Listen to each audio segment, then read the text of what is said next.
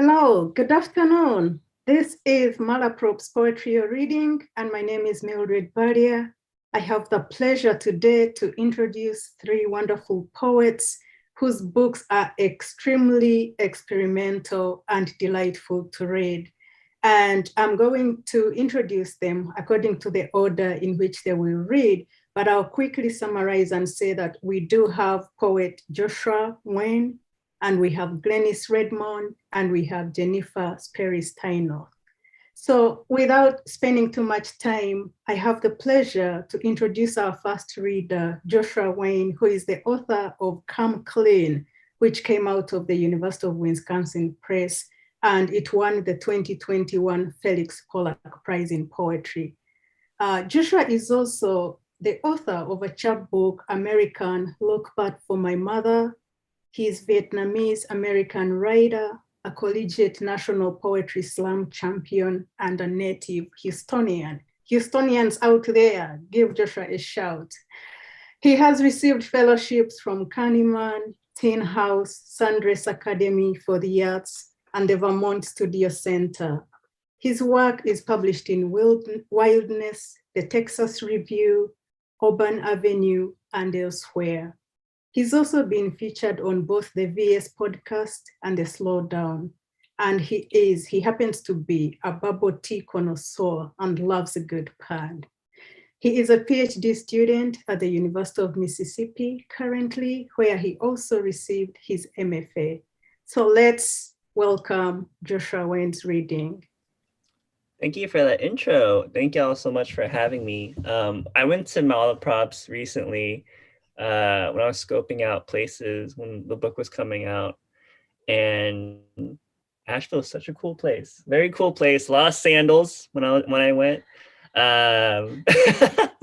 Glennis is nodding. I like to start a poem with this poem. I like to start with because when I first kind of decided to be a writer full time, I was going to be a dentist, and that didn't feel right. And I was going to be a writer. I told my mother, and she started crying because she said, "No one's gonna love you because you'll be a poor writer." But now we laugh about it now, and she loves me in her own way. She supports me in her own way. So I like to start with this poem. It's for my mother, who ultimately just cares for me. My mother explains universal healthcare. The bird gives a feather to the sky, like all the other birds do. The bird doesn't get angry about giving a feather. The bird has many feathers to pluck. From afar, it still looks like a bird. One feather a month is for the health of all birds. Blue jays, the assholes, cardinals, pigeons, hummingbirds, penguins, and flamingos. When a bird hops on one leg, someone will nurse it back to health, and the bird doesn't pay a feather. The bird flies on because it should, because it deserves a chance to live. The bird flows gorgeous with the wind. The wind reveals spots where the bird plucked itself. You are not a bird. You are not allowed to fly. Yeah, I think I love that Mildred kind of highlighted the experimentalness of this reading. And I was thinking about my frontispiece of the book, Come Clean. And one of my mentors is Derek Horrell, and he taught me a lot about like the manuscript production as a whole and how to craft like an arc. And he always said like the first poem of a book sets the stage for the themes, for like the recurring characters, for all that, in a book. And I took that to heart. And basically this book, Come Clean, is about a speaker trying to organize and clean like fragmented memory and past trauma. And so the through line and the imagery of this book parallel with that is like physical cleaning and organizing. And so one of the aspirations for the speaker of this poetry book is Marie Kondo, who's very into cleaning and organizing. So I like to read the first poem of this book. It's called Save Me, Marie Kondo. When you put your house in order, you put your affairs and your past in order too. I open my jaw to a framed photo of a grandmother I know from my first memory. It picks, and scoops little droplets of honey with a toothpick made from splinters in the door. Her shoulder smells of incense, lavender, love. Everyone around me, cousins, uncles, third cousins, friends of cousins, is crying. My father cries a sound I will never hear again. His mouth locked-jawed over the beige mound at the foot of the bed. 10 lifeless toes creased beneath the hospital blanket. Hospital bed, half-used tiger balm, EKG machine, rosary. Or I open my jaw to a grandmother from my first memory. It splinters like ice in Texas. Her shower smells of incense in Wisconsin and never crying again. Everyone around me, cousins, uncles, and the one who grabbed me cries. I'm crying, but a father will never come near again. My childhood room locked, reading bedtime stories that shovel the attic within the attic open. This box for the herbs, this box for the knives, this box for all her aoyais, this box for her yom, this box for her pearls, this box for her globes, this box for her purple robes, this box for the cognac, this box for the Hail Marys, this box for the rice paper, this box for the orange star, this box for the tar. Or memory is a grandmother's jaw, it splinters.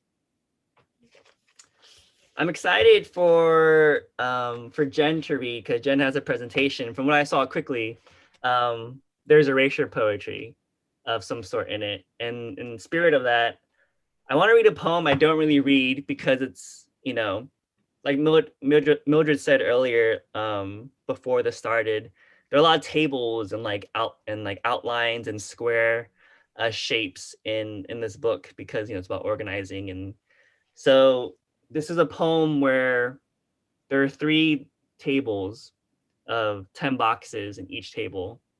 And it's basically a reverse erasure where as you go on to each table, more words appear. So I'm gonna try to read this. So thank you for witnessing this attempt to read this poem. If you wanna know, it looks like this. All right. Marie Kondo is my hero on organizing Christmas. 1, a pear tree. 2, dead, attic, a worm. 3, pig, secret. 4, our snow. 5, ring, red glass below. 6, company, finger. 7, my wet, fat. 8, father's old cross. 9, 100, microphone. 10, body and blood. 11, snow. 12, Vietnam, doorbell. 1, my true love, a pear tree, fantastic. 2, 2 dead in the attic, a worm. 3, the pig, I learned, secret. 4, I can recall 4 snowballs. 5, ring, red glass below the TV screen. 6, company, father, finger. 7, my wet, my sweet fat. 8, angel eye, crucified on my father's old cross. 9, 100, microphone special. 10, the homily, body and blood. 11, snow, holiday card. 12, Vietnam, my brother is doorbell, break.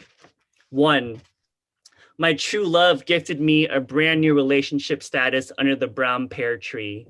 Fantastic rapping nevertheless. 2, 2 dead doves at the base of boxes found beneath the fog in the attic, a worm still fresh between beaks. 3, my mother is in charge of cooking the pig every year. This year, I learned her secret after dropping the pan. 4, I can recall 4 times it snowed in Houston. Hey, yellow! Snowballs thrown from a bus, also yellow. 5, baby size Hakeem jersey, fake 94 championship ring, red glass below the TV screen.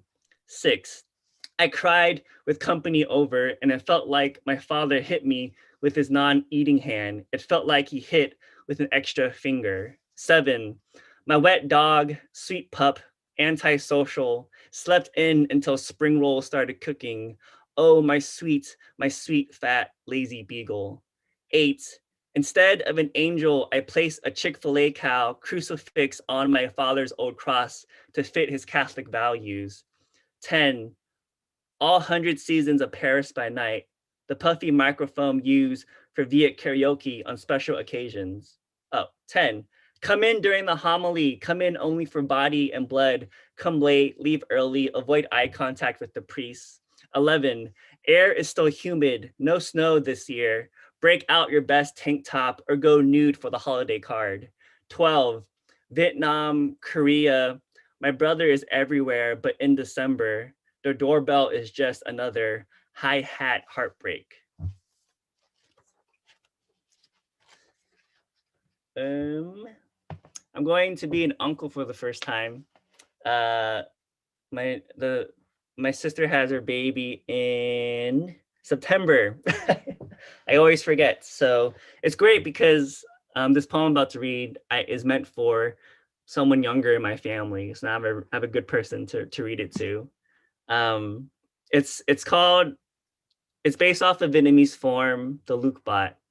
It's a Vietnamese form that's been used for a long time in Vietnam. It was used for epics and like long verse poems, and it uses a very strict rhyme scheme of like, so it's 6 syllable, 8 syllable, 6 syllable, 8 syllable, 6 8 6 8. That's like the syllable count for the poem.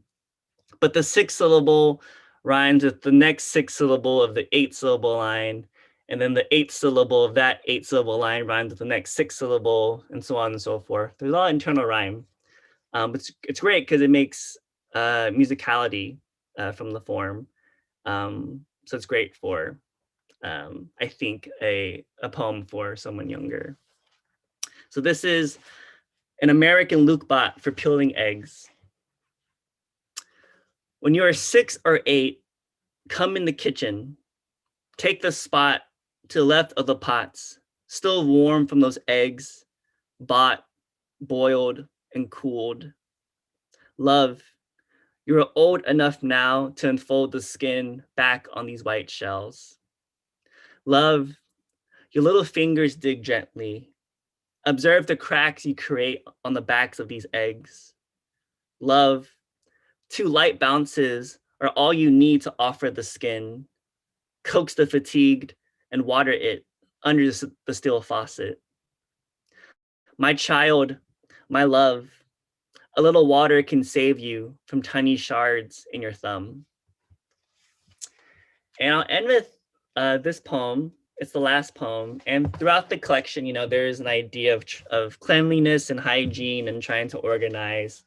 But at the same time, through that, there is like the idea of a speaker going against the parents, like a mother, father figure who doesn't want to, clean or to, interrogate something traumatic of the past because it hurts too much. So I wanted to end the book with a palette note of sorts. I wanted the mother figure to respond back to the speaker.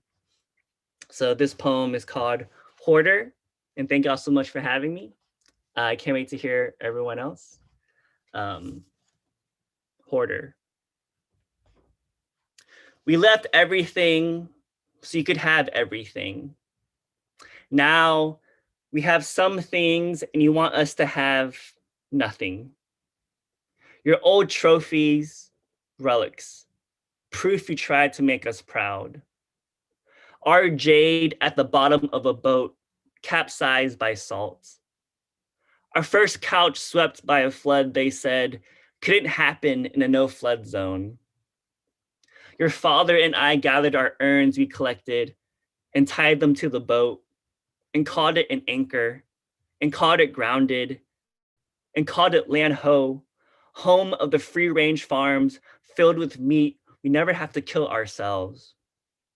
I could have been the wife of a general, could have lived in decadence, a fresh crab meat pre-picked apart, but my own mother latched onto an idea of independence, clawed onto the image of America, the sponsor, the savior, not the safer. There are pearls in the ground next to my nieces, argon anklets, necklaces touched by napalm, rings with black nail residue. There was no space for trinkets or tombs. The dead is a permanence more fit for forever frills. Only room for pockets filled with dragonflies. Just dirty forearms and touches by soldiers and your grandmother. So you can clear out your childhood bedroom. I'll still find the permanent marker behind the paint. But you leave our attic alone, a mouth, a stomach, cardboard boxes of paper cuts and newspapered porcelain. You leave our attic as is, or else I'll tear open your belly button, store my gray hairs in there, along with your father's fishing pole, and of course, our tongues. I'll open you up. I'll use a dragonfly as a key. Thank y'all so much.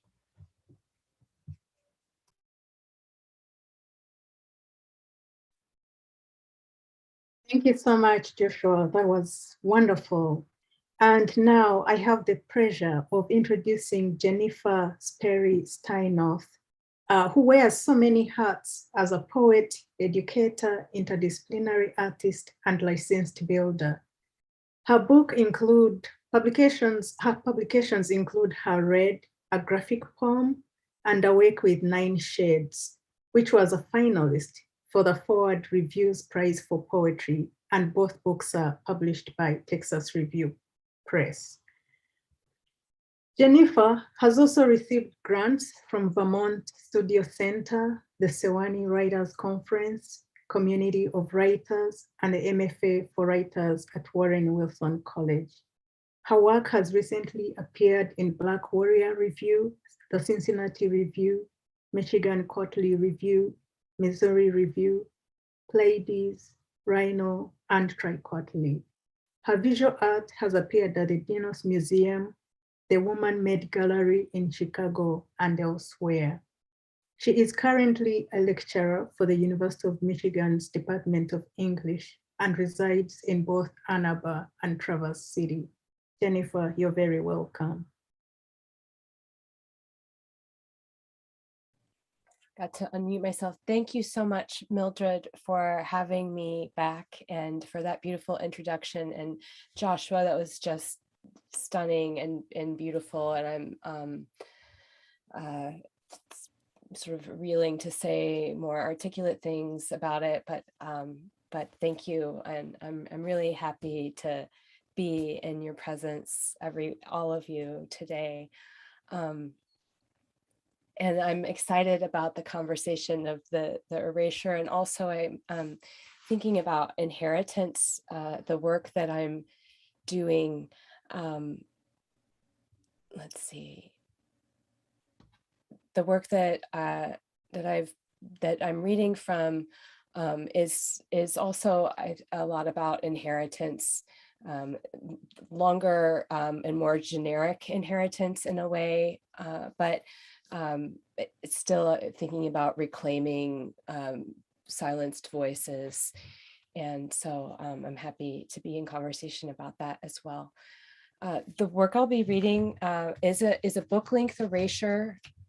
In 2016, I found I had been very interested in erasure, and I came across a text, The Meaning of Art by Herbert Reed, which looked something. The one I had didn't have the book jacket. It looked a lot like this. And I picked up the book and I thought, what kind of gall, I thought, what kind of balls does it take to write a book, the meaning of art, and mean it in earnest, not ironically.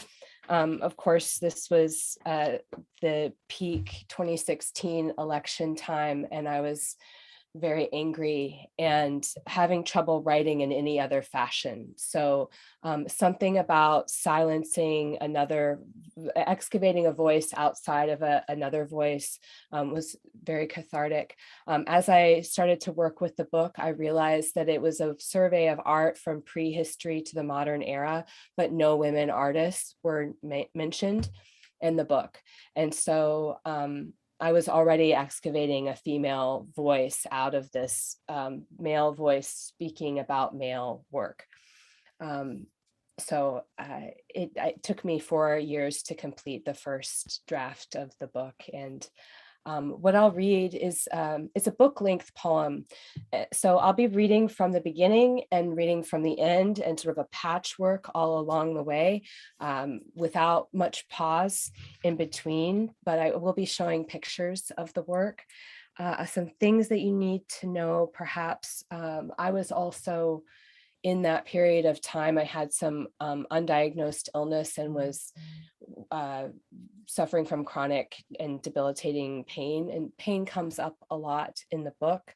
There's a figure called the imp that appeared on the first page of working with this very Latinate text, and so that's a figure that kind of comes and goes.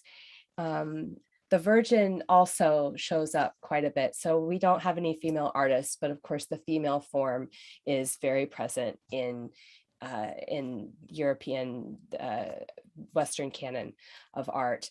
And in particular, the Virgin Mary has frequent appearances. And so it was fun to play with that as well.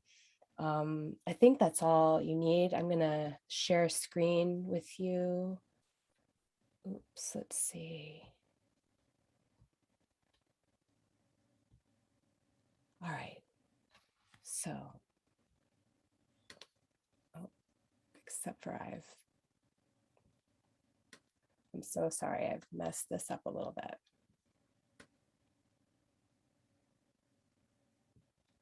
There we go.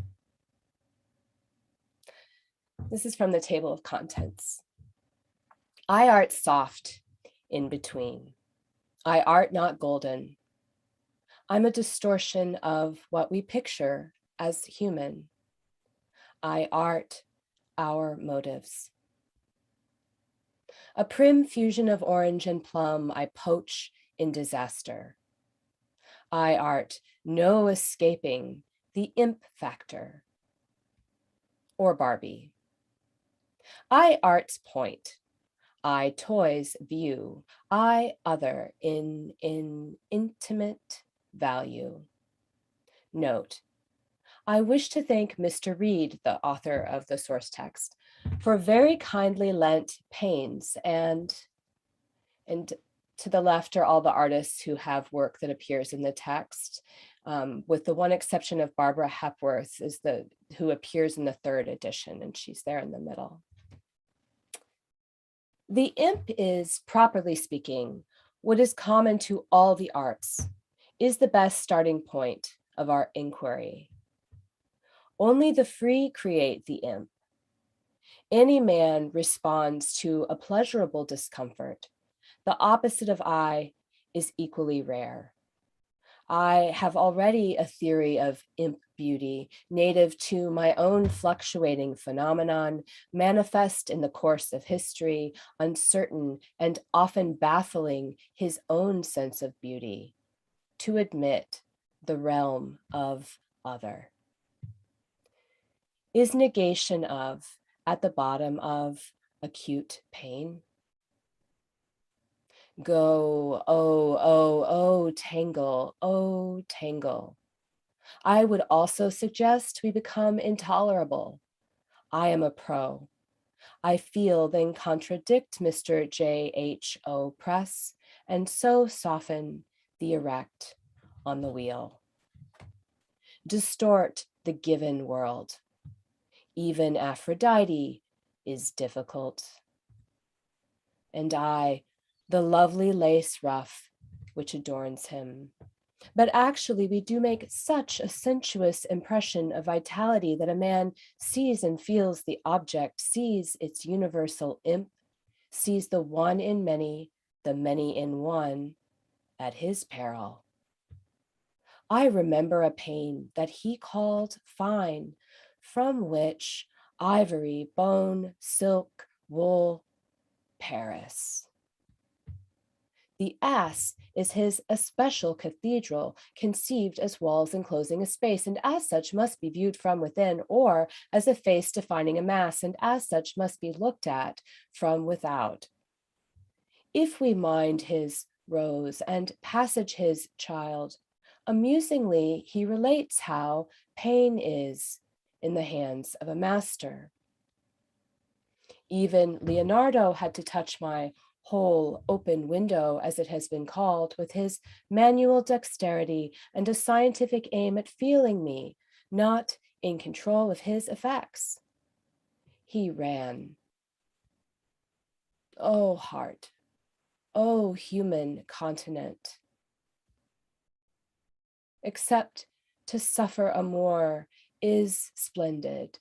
Its innumerable domes and minarets and the extraordinary refinement of its ornament, can be never deprived of that power, power to birth myriad selves.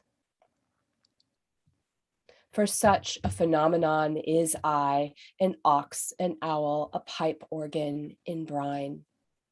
But what of primitive desires for brightly colored feathers, or to be conquistadors, the most ruthless vandals the world has ever known? Mr. Iwin Bullock tells us it is normal, the eye exhibition. So in the valley, Mr. Bullock curates unusual knowledge of very rare impulsing meat.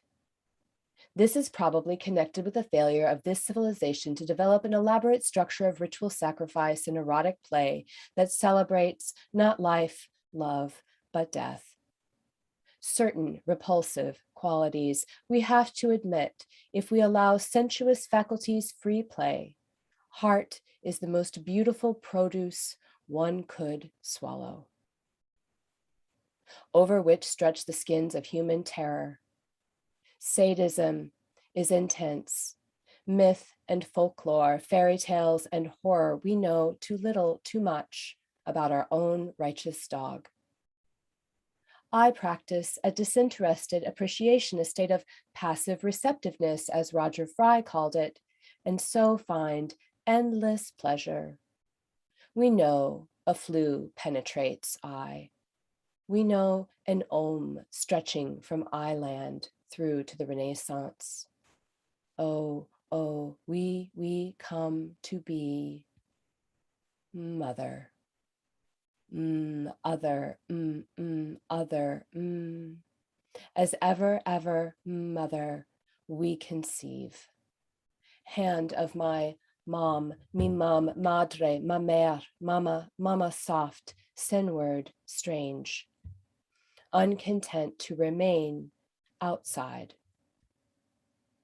But softly we hum, feeling worser and worser, slowly learning our mom's genius is buried in the cellar.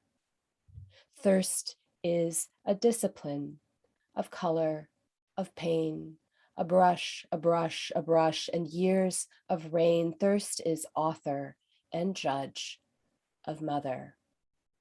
It makes, then passes through her fingers. Ink every vulgar mother whole story. A sung story conceives a story.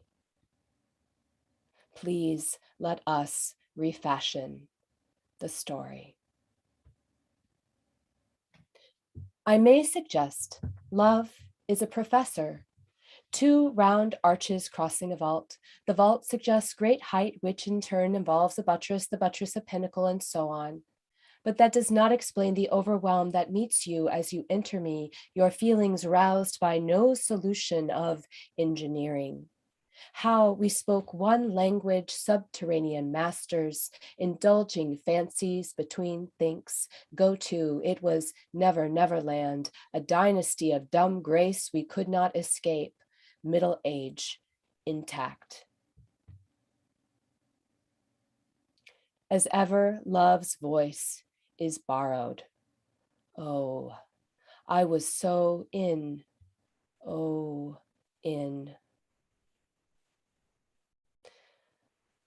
Oh, virgin, with the lust of angels and curs, at beloved's behest, I played thee. Masters say pain is dominated by the whip of longing. Masters say pain is the dominion of ecstasy. Masters say pain is a dominatrix, is Italian. Say love in italics, apply hot wax. Sweet boy, this is a process can only be described as loving care. Comes lowliness, comes surprise, comes in a hood, in a van, in a cot. Act natural, frond of fern, petal of flower. Lowly, the highest expression of sainthood, sweet head tumbling out, a van, a cot, my mouth. Let's all pose for St. Francis. The landscape expects to consort with ecstasy. Pull back your hood, pull back my head. The dead is no actual person, cries, Master, Master, read me top to bottom.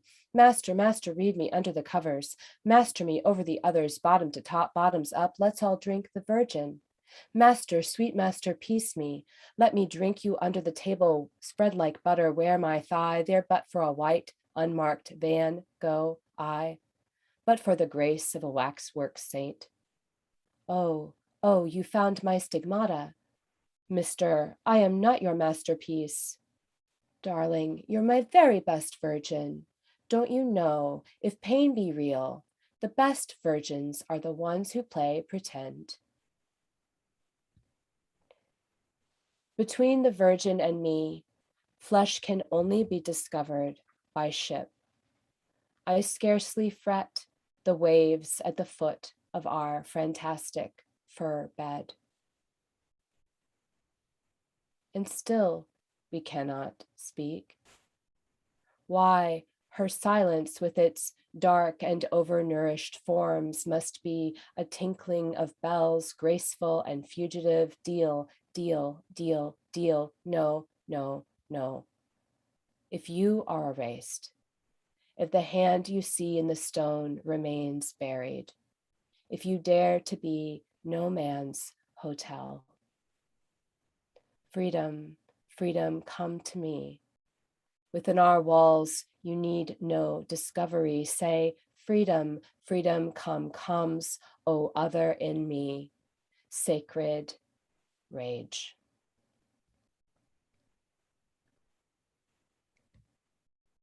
This is the final bit. I've jumped forward quite a lot. In view of the sea, in view of the hearse of time, what place should be given to words, scenes, figure studies of one's self, of any self in transit? In this our one flight, in light of the sea of tranquility, the tranquility of a mind no plea can move, what good are temples to the moon? Unless to set ablaze a face otherwise occupied by islands.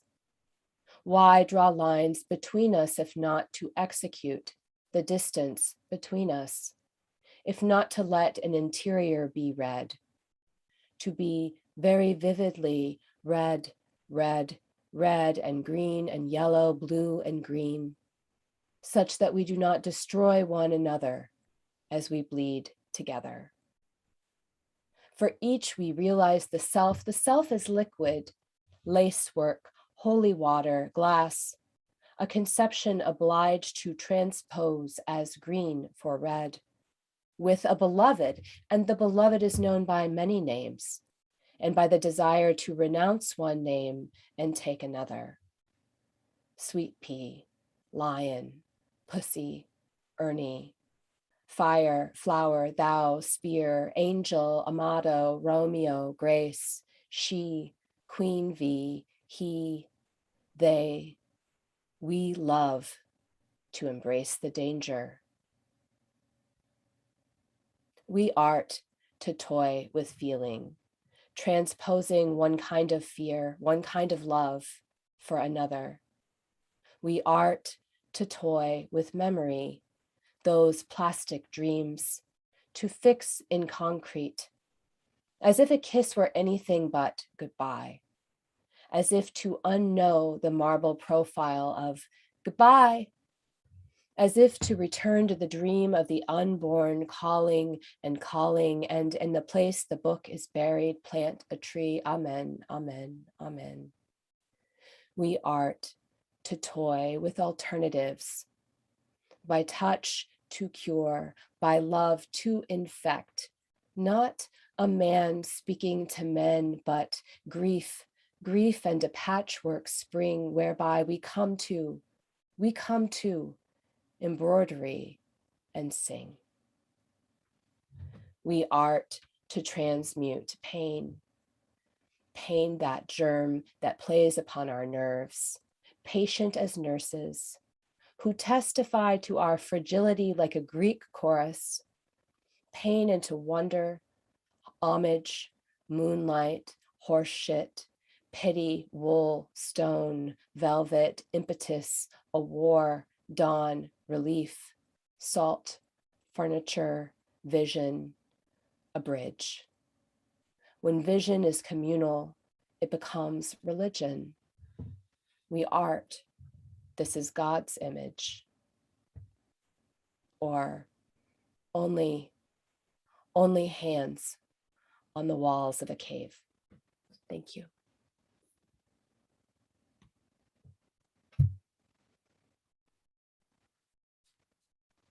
That was powerful. Thank you so much, Jennifer. And I hope there will be some questions at the end for the audience. I'm sure you will have some interesting questions for the poets. And now I will have the pleasure of introducing our last reader, Glenis Redmond, who is an award-winning poet and teaching artist from South Carolina. She's also a Kennedy Center teaching artist and Kawe Kanem alumni.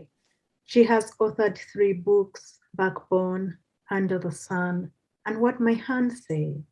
Her chapbook, The Three Harriets and Others, is published by Finishing Line Press.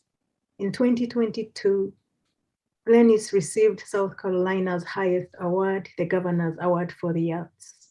And she has been a literary community leader, for 28 years and mentor for the National Student Poets Program since 2014. Her work has been presented on NPR, PBS, and published in Orion Magazine, the New York Times, the North Carolina Literary Review, Obsidian, Story South, and Carolina Muse. She'll be inducted into the South Carolina Academy of Authors in spring 2022. Congratulations about that. So let us welcome Glenis. Thank you, Mildred. And it's so wonderful to be here. And Jen, woo. And Joshua, happy National Poetry Month. I just forget how poetry can just undo you. And I've just been undone. And now I have to read. But I will read. But thank you, my fellow poets. It's such a sacred day every day, because Poetry Month for us is every month. I'm reading from my chapbook, The Three Harriets. Of course, Harriet Tubman, the most famous Harriet Jacobs from Edenton, North Carolina, the enslaved woman who hid in the attic from her owner, and then Harriet E. Wilson, the first African-American novelist. The first poem I'm going to read is dedicated to Harriet Tubman. It's called Freedom Spells 2. Words full of heat, that where power be, if they come from the right place. So I set my mouth to pray, speaks with my whole self to pry Master Broder's heart open with this tool. I speak in Jesus' name. I do my best to wrench the devil's hole. I praise without ceasing from sun up to moon out. I hold fast. I mumbles. Sometimes I shout in the field. And my heart takes to it, I sings, come by here, Lord, come by here. Come by here, Lord, come by here. See, if this song be a key to open the gate, release this 5-finger grip, Lord. We bound by the law, though it's crooked as a creek. We's worth more than the money we put in his pocket, but greed speak louder than truth to him. Greed be winter, be cold, wrong, holding us against our time. We done wet this field with both sweat and tears. We scutched flax, toted lumber. Our feet done walked every step of this ground. When prayer don't turn the master's mind, I turn. Change my prayer to curse. Lord, if he ain't never gonna change his heart, kill him. He died soon after. I say word be power. Got a mind which way you use it. Cut 2 ways. I wept on it a little, but that was just a passing fall, because I fixed my mind on how he kept my mama 10 years longer as a slave. I study on that. Wipe my mind clear. I fix myself. Take my marching orders from the Almighty. He speaks, I rise up. He ain't got to tell me but once. Flee. The second poem is for Harriet Jacobs.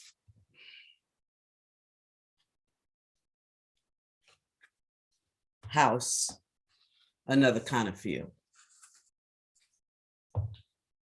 This house be big, but the way I am held by his hands, I am a tight fist. I tiptoe and flitch around every corner. Over my shoulder is where my eyes live.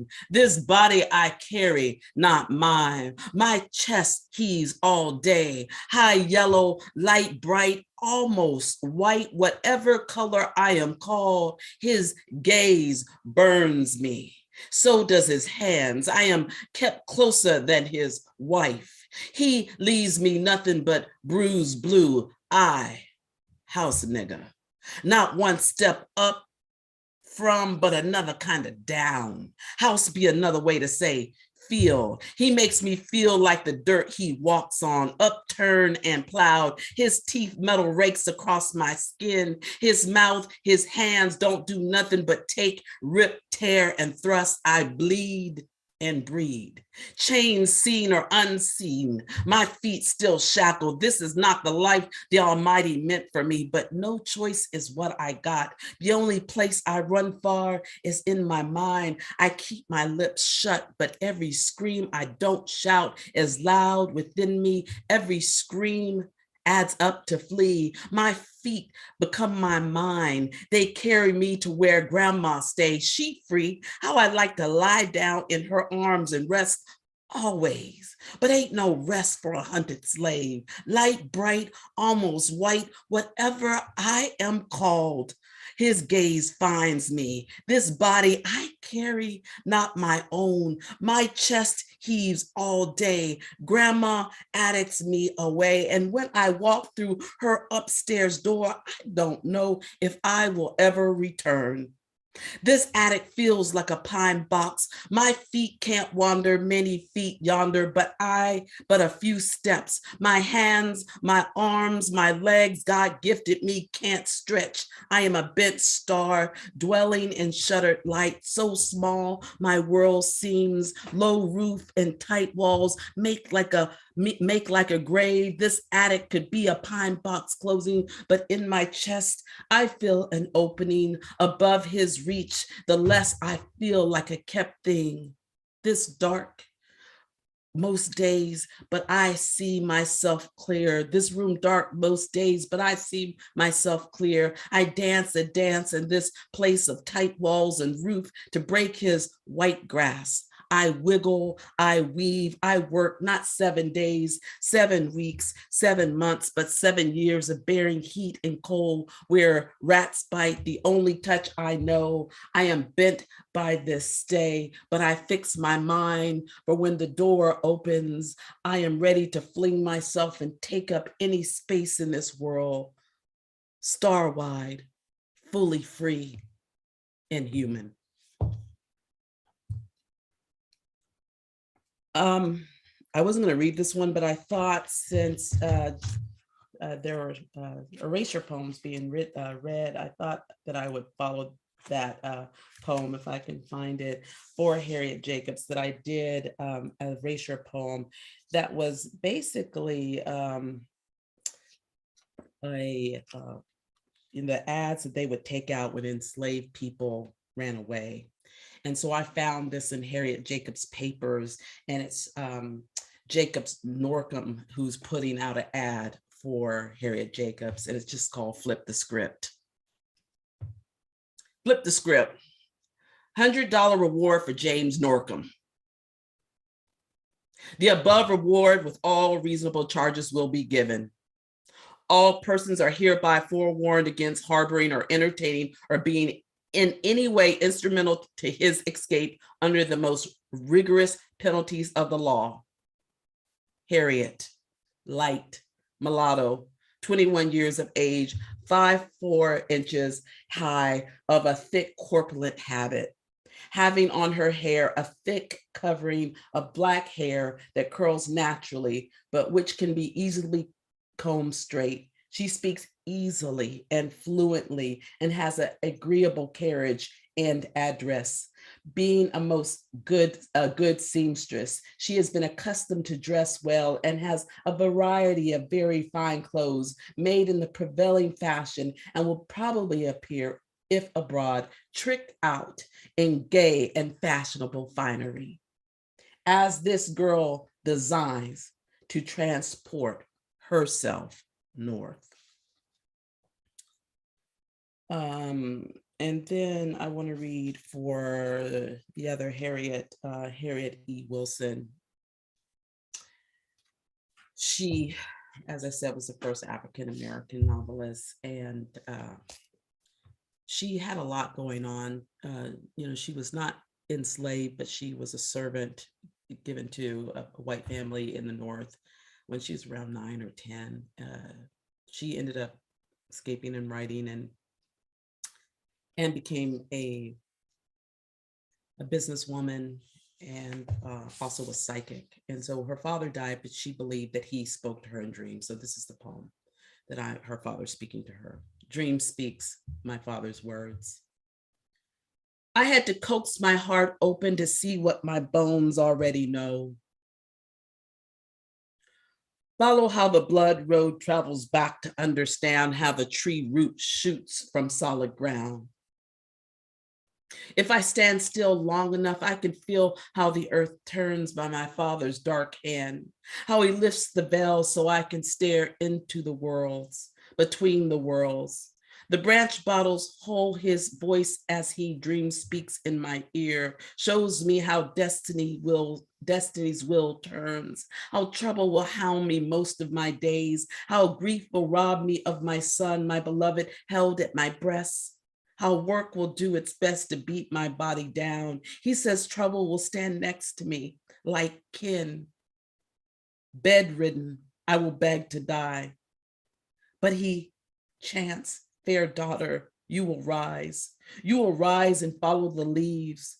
The call of my dream voice will guide you to trace your palms, close your eyes and feel the pulse. See how the future connects to your strong lifelines. Your legacy blown on bottles etched in books, gifts held by others. You will be known as the earnest, eloquent, clairvoyant. On this dirt path paved, you will conjure with the world hands to you. Navigate the heart. Your palms smooth jagged rocks into fortune.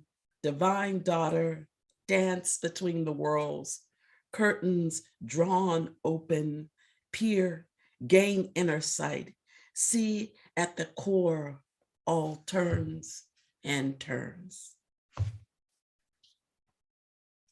The last poem that I want to share is in the chapbook is called Sketch. And I envision all of the Harriets, although the Harriets were around at the same time, this book was my imagination that they would be somewhat speaking to each other. And I want to expand this into a full-length book at some point because they really have much more to say. And I'm very much focused on Harriet Tubman. She's the one who kind of speaks the loudest. I feel like in lineage-wise, she's the one who's most connected. But in this one, I just kind of write them all in, including myself. And even on the front of the book, this is the fourth Harriet, which is Harriet Powers, who was an enslaved quilter. And so there's I don't know about what was going on with the name Harriet. I haven't unlocked that yet, but I'm trying to. So this is the last poem, Sketch. Draw the face so we may stare at the rotten teeth truth. Give yourself a pristine mouth to say your piece, a crude doorway into a home on history's page where you're not hemmed in at the margins. No begging or bowing, stand in your place. Ink your existence firm out of the shadows. Make history one deliberate letter at a time, not as a slave, but not fully free either. Write it the best you can with a determined hand. Right the wrong, write it. Press your hand upon parchment. Spill ink like night clouds that clot what your soul cannot hold. Catch what history hurls. Double your fist in defiance. Unfurl your world into long lines. Get straight to the point. Pen every deed. Record the heavy dreams that woke you each morning. Press down. The paper can bear your weight. Make the page speak a back break. Let your quill quiver with nothing less than the meat of it. Whip the naked flesh of the past like you were slashed. Bleed deep, gash history, even if it must stand on hobbled legs. Press your free hand on your heart, unbind your mind, no matter how the hand wavers. This is how perfect penmanship feels. One liberated turn after the other. Head the helm. Write your ending. Write the sky. Burn through fog, mist, and muck. Through your eyes, pen a new horizon, pulled and drawn by your own hand.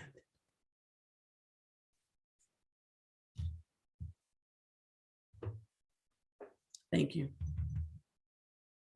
Wow, I am feeling nourished. Thank you so much. I feel full, but I'm hungry for more. How can I explain that? And so I will now, we have a few minutes, 7 minutes to have some questions from the audience. And while I wait for them to come in, I'll take the chance to ask the first one. And also thank you for reminding us that this is Poetry Month. So why poetry for you? What does it do for you that maybe other genres doesn't do?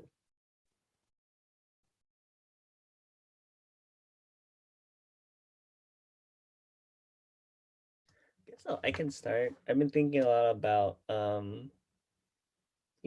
fragmented memory and how, memory is faulty and not totally objective. And I think in my work right now, I'm thinking about how poetry is a good medium to express the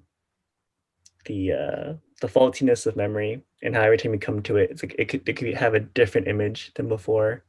And I think poetry is a great way to showcase those different images and how it can change and evolve as the speaker or yourself can evolve as well.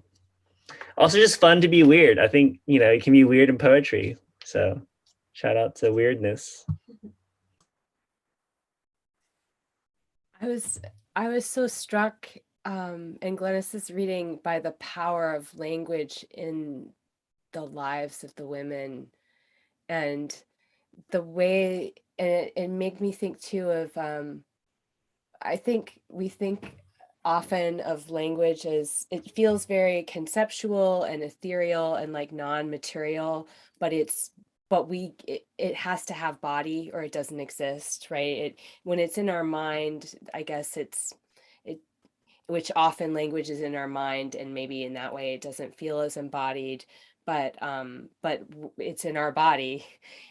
So I don't know, I think that there's something wonderful about language in that the embodiment that it takes is so also ephemeral that our mind has to give it body in a way, or it allows embodiment to grow in our mind. I'm not saying that in a very clear way, but and it has so many.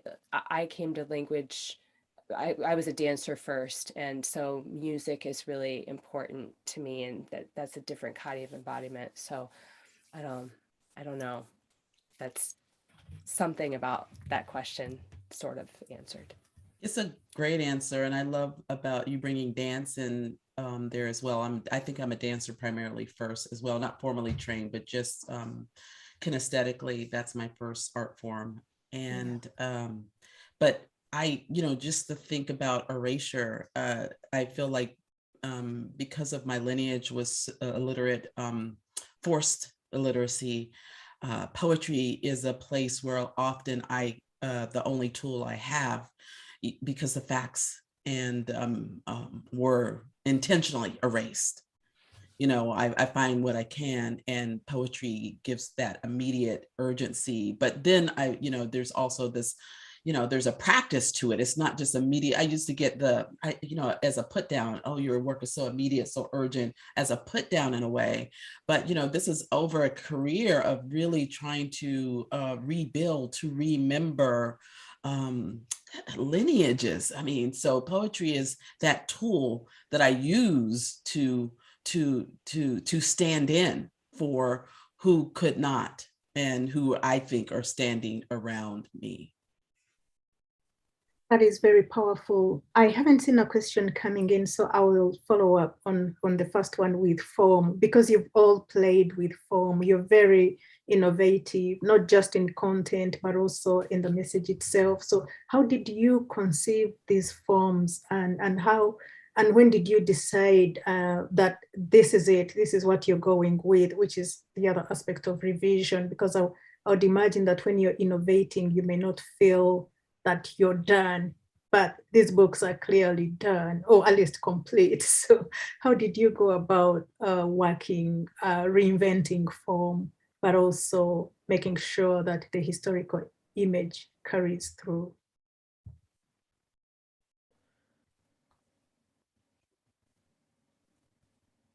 I can speak a little bit. I want to reiterate, my book is a chapbook, and I think I'm going to extend it. And I think, Jen, I think you've empowered me to go further into the erasure part. Whenever you're teaching a class, let me know. I want to take it. And so the erasure part just felt like it was a given to just start flipping some of the history and kind of pushing back. And, that's what I felt in your work. I said, what a brilliant pushback that you did in that work. And it was so empowering. And one poem that I didn't read is to Simbi, who water spirit. And I use Kwansambas through that, which is an African form by Dr. Eugene Redmond, no relation that we know.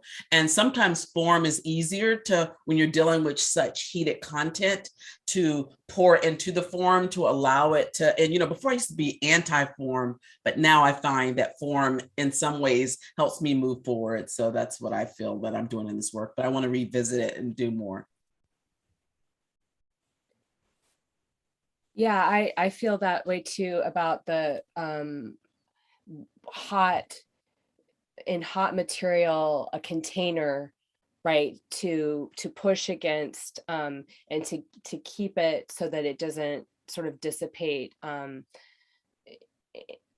Form has been really important. I mean, this form sort of evolved as the book kind of taught me, the process taught me the form, and one of the reasons I read from the beginning and the end is because the form kind of shifts as the book goes, but form has been really important to me in my earlier work, and it's based on the page, and I think it's partly related to dance and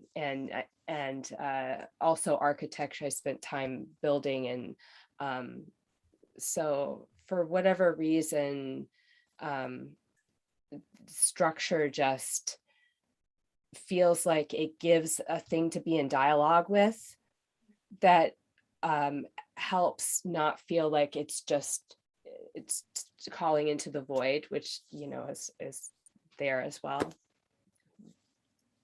Yeah, I love what you said about dialogue, because when I think of form, or when I turn to form, I think the constraint adds such a tension or a heat or a dynamic to me, the writer, and like the speaker to audience or whatever. So especially like in a book about like organizing, form is literally a way of organizing words, and sometimes there can be a juxtaposition between the form and like what is happening with the voice, and that's a cool juxtaposition too. Yeah, form is just like, I always turn to it to create some heat, some sort of tension that I want to come across. Yeah. Thank you so much. So we shall close here, and I would really love to appreciate you again. Thank you so much, Glenis Redmond, for blessing us with your powerful poetry. Thank you so much, Jennifer Sperry Steinorth, for blessing us with your powerful poetry. And thank you so much, Joshua Nguyen, for blessing us with your powerful poetry. Keep writing and join us again on May 1st for the next Poetrio event, and have a lovely evening.